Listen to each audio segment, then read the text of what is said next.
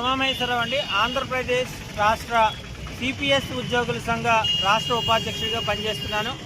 ఇవాళ మా సిపిఎస్ ఉద్యోగులైన సచివాలయ, గ్రామ వార్డు సచివాలయ ఉద్యోగుల పరిస్థితి అగమ్య గోచరంగా దిక్కుతోచని పరిస్థితుల్లో ఉంది. ఎందుకంటే యుక్త వయసులో ఉన్నారు, 30 ఏళ్ల వయసులో ఉన్నారు, పెట్టల్లాగా రాలిపోతున్నారు. ఇప్పటికీ దాదాపుగా ఈ మధ్యకాలంలో 240 మంది యుక్త వయసు ఉన్న ఉద్యోగులు చచ్చిపోయారండి. ఇది ఎక్కడ దారుణం? ప్రపంచంలో ఎక్కడ ఇంత దారుణం ఉండదు. ఎందుకు వీళ్ళు చచ్చిపోతున్నారు అన్న విషయం మీద మరి ప్రభుత్వం ఎంక్వైరీ వేయాలి.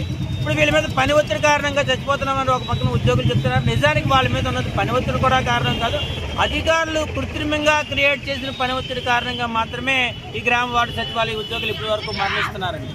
ఎందుకు నేను ఎలా చెప్తున్నానంటే, వాళ్ళు ఇప్పుడే పని ఒత్తిడిలో ఉన్నారంటే లేదు, గత 5 సంవత్సరాల నుంచి వాళ్ళు పనిచేస్తున్నారు, చక్కగా పనిచేస్తున్నారు. వాళ్ళు ఎంత పని చేస్తున్నప్పటికీ మరి ఈ మధ్య కాలంలో ముఖ్యంగా అధికారుల్లో సమన్వయ లోపం. ప్రభుత్వ పాలనలో యూనిటీ ఆఫ్ కమాండ్ అని ఒక main principle unity of command అంటే ఒక ఉద్యోగికి ఒక అధికారి ద్వారా మాత్రమే ఒక ఆర్డర్ వస్తే దాన్ని ఆ ఉద్యోగి సక్రమంగా చేయగలడు.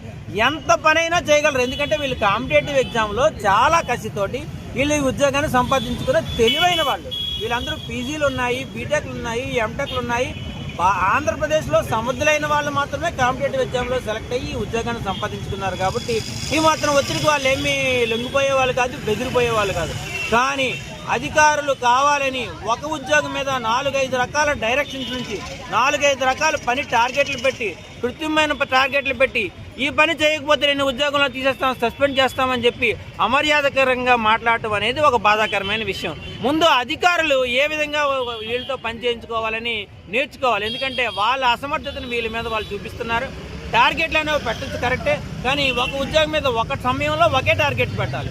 ఒక సమయంలో ఒక కొమ్మరి ఒక పొయ్యిని తయారు చేస్తాడు, లేదా ఒక కుండను తయారు చేస్తాడు. అదే టైంలో ఆయన నువ్వు కార్పెంటరీ పని కూడా చెయ్యు, ఒక బాక్స్ని తయారు చెయ్యు అంటే రెండు పనులు ఒకే సమయంలో ఆయన చేయలేడు. వీళ్ళు టెక్నికల్ నాలెడ్జ్ లేకపోయినా టెక్నికల్ నాలెడ్జ్ కూడా తెచ్చుకుని ఆయా రంగాల్లో బాగా నాలెడ్జ్ తెచ్చుకుని గెయిన్ చేసి చక్కగా పనిచేస్తున్న ఈ సందర్భంలో వీళ్ళ మీద ఎందుకు ఇలా చేస్తున్నారో మరి నాకు అర్థం అవట్లేదు. రాష్ట్ర ప్రభుత్వాన్ని మేము కోరే డిమాండ్ ఏంటంటే, అయ్యా ఇప్పటికీ 240 మంది పెట్టల్లా రాలిపోయారు ఈ మధ్య కాలంలో. ఇది చాలా అన్యాయమైన విషయం. దీనికి కారణాలు ఏంటో తెలుసుకోవాలంటే మీరు ఖచ్చితంగా ఒక ఎంక్వైరీ కమిషన్ వేయండి, ఒక జ్యుడిషియల్ ఎంక్వైరీ వేయండి. అంతేకాకుండా అధికారులకి, ఇటు మన వార్డు సచివాలయ ఉద్యోగులకి, గ్రామ సచివాలయ ఉద్యోగులకు కలిపి నిపుణులైనతో సైకాలజిస్టులతోటి ఒక కౌన్సిలింగ్ కార్యక్రమం నిర్వర్తించండి. ఎందుకంటే ఈ కౌన్సిలింగ్ ముఖ్యంగా నిర్వర్తించవలసింది